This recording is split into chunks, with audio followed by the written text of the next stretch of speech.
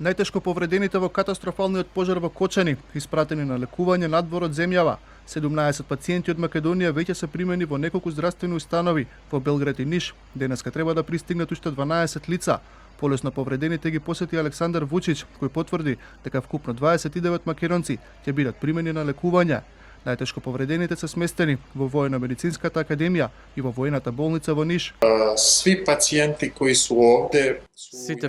кои се тука се во исклучително тешка состојба. Покрај изгорениците кои ги имаат, сите има и симптоми и знаци на труење од гасовите од пожарот, како и инхалациони повреди, односно оштетување на дишните органи.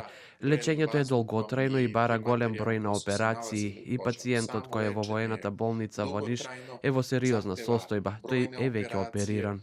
14 лица се на лекување во Бугарија, по тројца во Варна и Пловдив и 8 во Софија.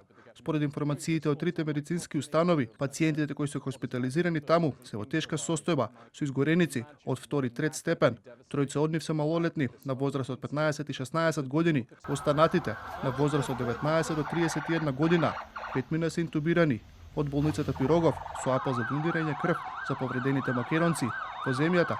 Утре е ден на жалост. Всички се во тешко општо состојание. Сите се во тешка општа состојба со исклучок на едно дете кое се наоѓа на одделението за детска реанимација. Сите останати се на одделите на клиниката за изгореници. Тоа е најголемата трагедија од која што пристигнуваат сите со многу тежок термален шок. Знаеме дека инцидентот се случил околу 3 часот наутро сабота спрема недела, што значи дека 24 часа се во термален шок. Тоа е состојба која е многу тешка за секој еден организам.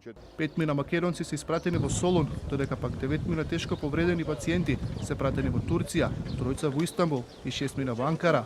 Со хеликоптер на хрватската армија, неколку ќе бидат испратени на лекување во Хрватска. Станува збор за 2 лица со потешки и 2 со полесни повреди.